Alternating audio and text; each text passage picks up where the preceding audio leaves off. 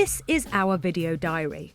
Something to look back on in years to come when the memory of this wonderful adventure begins to fade. We had to deal with a serious incident this week, but it was only part of what we did. So in the interest of keeping the video diary in order, we start the week anchored next to our friend's mug up. The children started the day in the water, ended the day in the water, and then repeated their time in the water the next day. I've reversed the clips here just for a bit of variety. We moved anchorages to Corfu town, and the whole playing in the water business started again.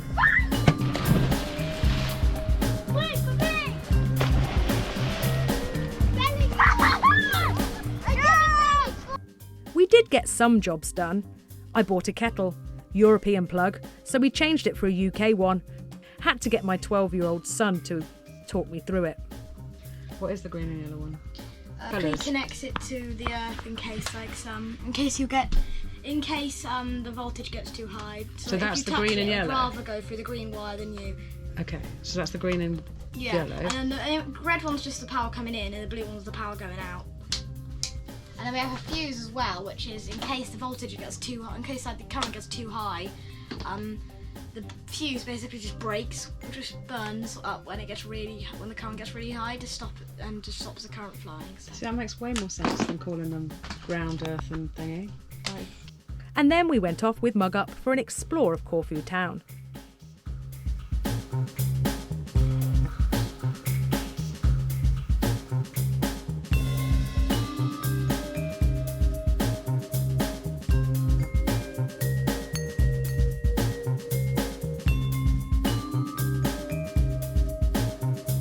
Lovely.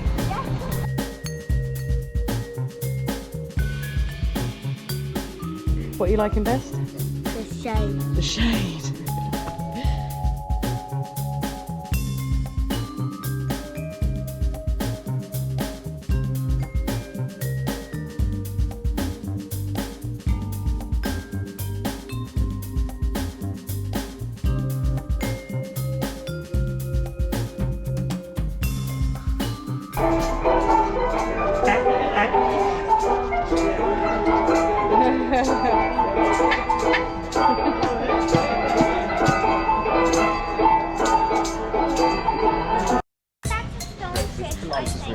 The stonefish right here in the corner. I think that lobster likes getting bubbles.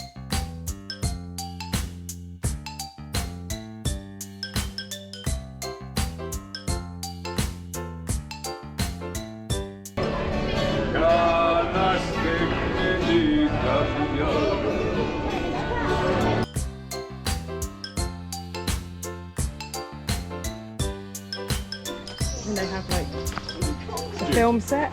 Oh, okay, that kind of filming.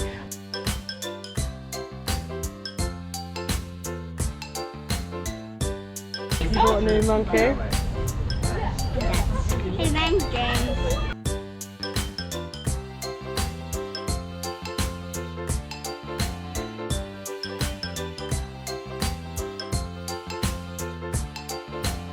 Like, it's incredible, just that little bit of wear. Wow. Greece is the country that offers you the discovery of yourself.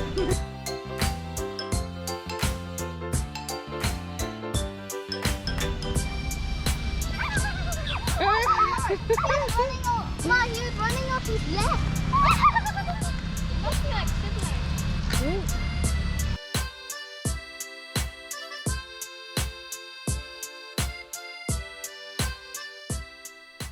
Then there was nothing else to report until Wednesday night. Bit windy, and the anchor is completely fouled. We were slipping around all over the place, so yeah. I had 4 overripe bananas, so I decided to make some banana balls. As I was making them, I just happened to look out of the window and I noticed that 2 boats had collided. So I called to Hugh, who immediately jumped in the dinghy to investigate. It was a bit more serious than we first realised, and you can hear the calls for help from the boat. So I stopped filming, grabbed my phone and called the Coast Guard. And then I put the camera back on. I had no other information other than the distressed-filled shouts from across the water. I gave them our coordinates and had to keep insisting that it wasn't in the marina, it was in the anchorage. You phoned Ivy on your phone and get if Jeremy can come. Don't know exactly what's happened. My name is Kelly. My husband has gone over to help in the anchorage. I can see the two boats. They're not in the marina, in the anchorage. So the boats are anchored. My husband's coming back now. He may have more information. Give me one moment. I shouted to Hugh, who then shot back in his dinghy to take over the phone call and return to the boat. Hugh, I'm on the phone, but I don't know any details. My husband's racing back in the dinghy. He's been over. He knows the situation. My name is Hugh Rashley. Yeah. I don't know what's happened, but we're on the phone to the Coast Guard. I tell them I'm on the phone with the Coast Guard and organising it. Okay. There is a man who had an injury on the boat. And the name of the boat, I can give you in a second and go over and have a look. For those of you who don't like any blood, I suggest you skip to this timestamp. Hugh took a few photos and a snippet of video to help gather information for the hospital and the authorities. I have since asked permission for all of those involved if I could use this footage as part of this week's episode, and they were all in agreement that I could. This is Axel. His boat had slipped anchor, and unfortunately, as it collided with Andreas and Astrid's boat, his leg was trapped between the two boats.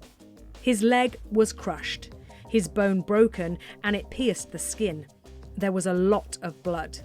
2 broken bones, fibula and tibia. This is how Hugh found things. The larger boat, Julimar, its anchor holding, whilst Axel's smaller boat, Nyanga, pinned against it. Fortunately for Axel, Andreas reacted quickly and grabbed a rope to use as a tourniquet to stop the bleeding. We found out afterwards that a major artery had been severed, so Andreas's quick thinking saved Axel's life.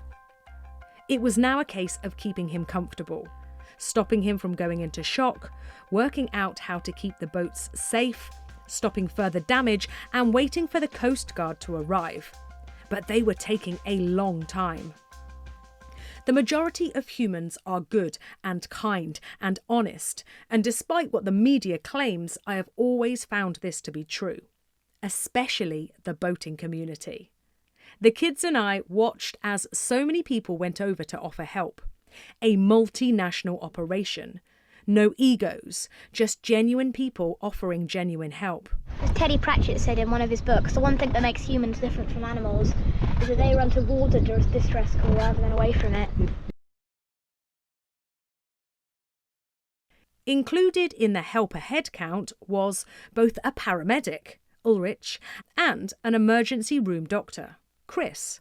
Axel had chosen the right anchorage to have an accident. Interestingly, Chris's arrival was due to Jeremy from Mug Up. Jeremy remembered that he had seen on the app No Foreign Land that there was a doctor on one of the boats close by, so he sent his son Newton over to fetch him. Don't know, Newton's found out that that guy on the catamaran there is a doctor, and so he's gone over to see if the guy can help. No Foreign Land is an app for boaters. You can put on details about yourself, and others with the same app can see your information. Jeremy makes a habit of checking out who is in the anchorage, and I think I'm going to start to do the same. Chris grabbed his doctor's bag and raced over in his dinghy. He is a retired American ER doctor. This was not his first compound fracture. Hugh described how incredible it was to watch Ulrich and Chris working firsthand. They were calm, chatty and confident. Hugh watched as Chris pulled and manipulated Axel's foot and ankle and did his best to steer the bones back into alignment whilst not causing any further damage to the major arteries. Chris was doing simple things like comparing Axel's broken leg to his healthy one to try and make them look the same. Obvious when you think about it, but a new concept to Hugh. Take a look at this X-ray. It was taken later in the evening, but if you compare the bone through the skin situation that Hugh first encountered when coming on board, it looks like Chris did a pretty good job of realigning the bones by eye. It's times like this that make you feel very humbled and a little inadequate. Had Axel had an emergency, I need to learn a song in a hurry for an audition, I'd have been all over it. But putting his leg back in place is a real skill. I had a look on No Foreign Land afterwards and found that, as well as the doctor and the paramedic, there was also a tarot card reader in the anchorage. So I guess we had all bases covered. It's on a car. And Yeah. it's maybe that's the dinghy dock. Maybe they're getting onto the boats. Is that the dinghy dock? I think that's Dad and No, that's Newton. Newton. That's Dad and Newton. Oh, why does Newton get to do all the help? The ambulance is over there. Is he being helped? We're probably just getting in the way. It took a long time for the Greek authorities to attend the scene. An ambulance arrived on land and Hugh and Newton went to talk to them. They were not allowed to leave the shore. We had to wait for the Coast Guard, and wait we did. Ambulance on land, and then there's a water one, we think. As you can see, it was dark by the time they arrived. Over 2 hours from the time of May Day for them to travel the 2 nautical miles from where they are stationed. Hugh said that there were 6 guys, and a couple of them were more interested in checking Axel's boat paperwork.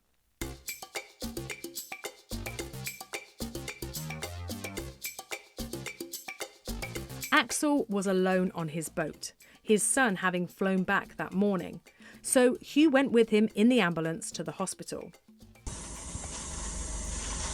Once he knew Axel was okay, Hugh left him at around midnight. However, the port police asked Hugh to go to the station to give a short witness statement. Those 200 words took a while. Hugh didn't make it home until 4 a.m. But this was nothing compared to poor Andreas and Astrid, who were also taken in for questioning.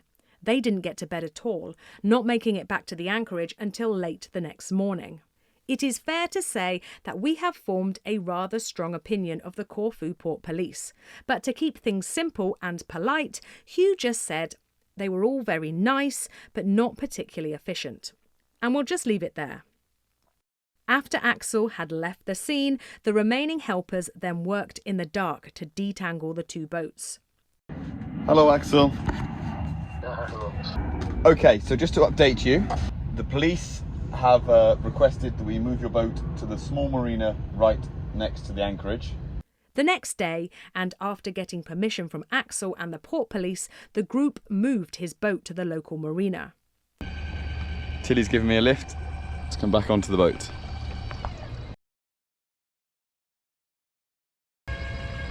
So there's the keel, and the sail drive will be under there somewhere. Sail drive. Yeah, the propeller.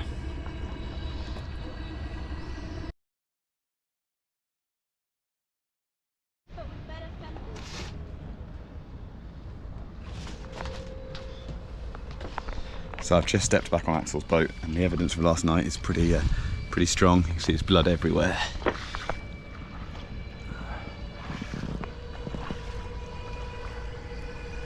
So this is a view from inside, the blood.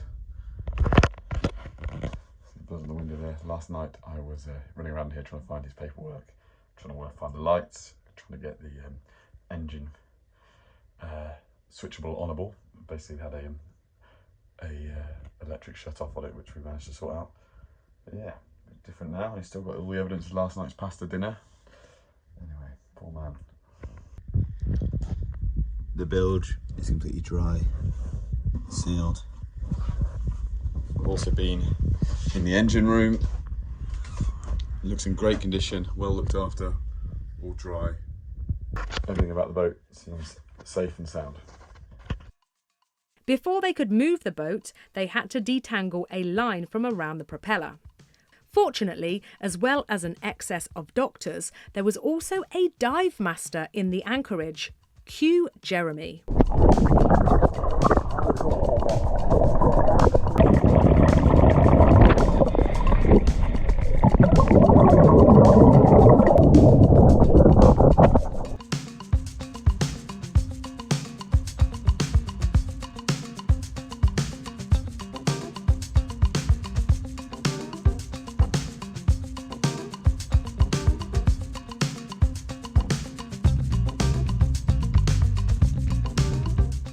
The newly formed crew cleaned the boat, sorted the washing up and the dirty laundry, and cleaned out the fridges, etc.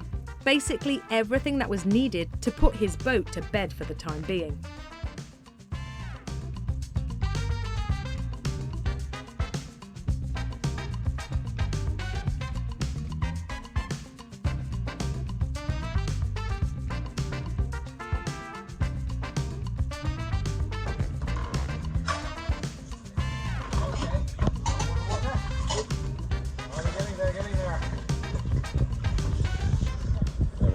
Gel coat here.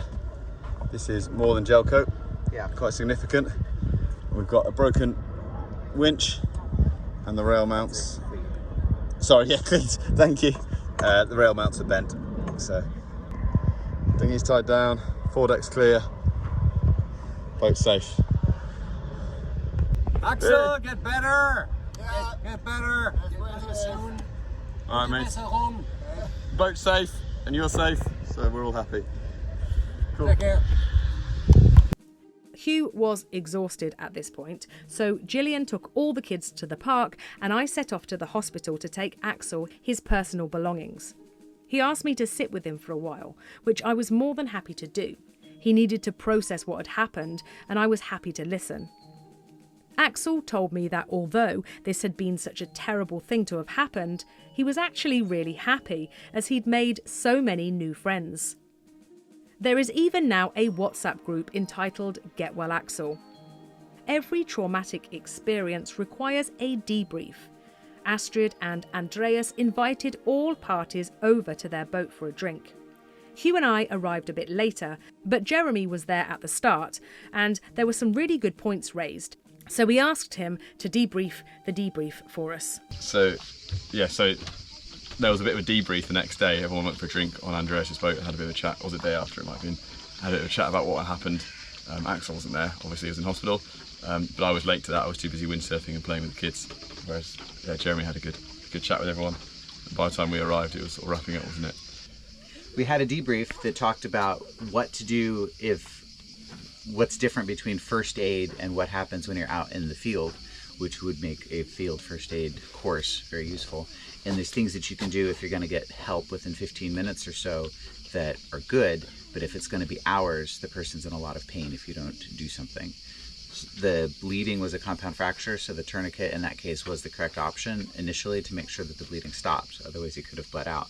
But as he's lying there in pain, when you get a compound fracture, your muscles contract and they jam the bones together, and to relieve that pain, you take whatever limb is broken and make it look like the other limb. So in this case, it was one broken leg and one not broken leg, and so you just compare them and you pull them to the same length gently and telling the person to relax because those muscles are trying to pull tight because they're in pain.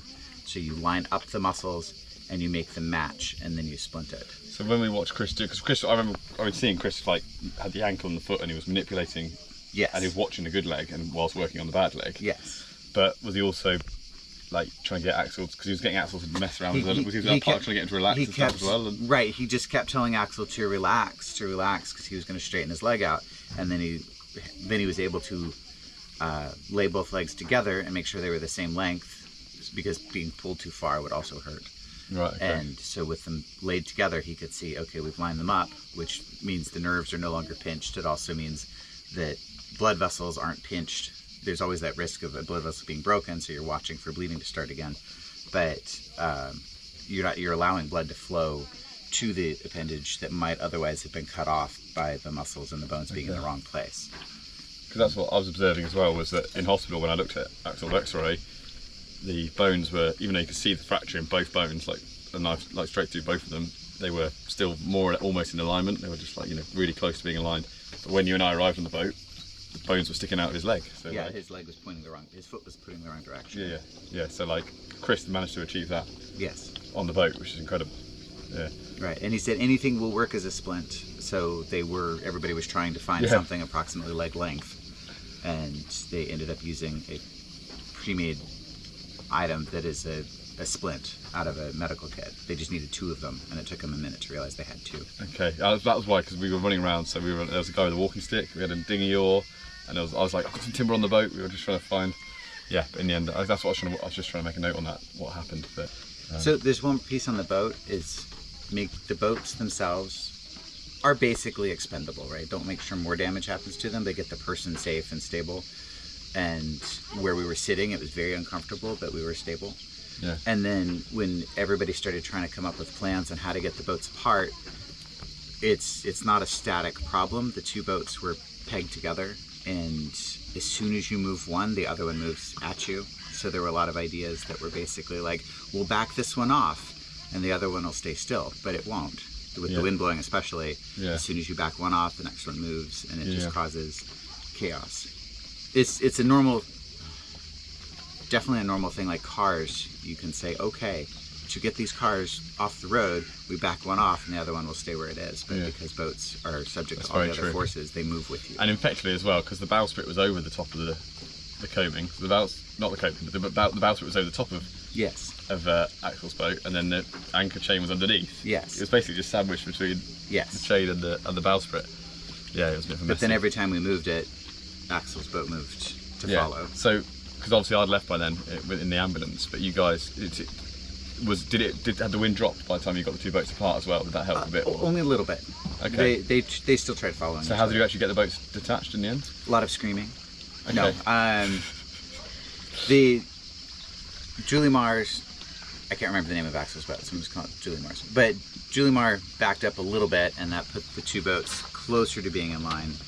And then I was able to use the windlass on Axel's boat to pull his anchor forward, and that because they once they rotated, they were detached, and then they just had to slide past each other. Okay. And then we had to get the engine started and figure out how to move. Yeah, and of course then you had the issue with the prop, the line around the prop, which we'll talk about as well.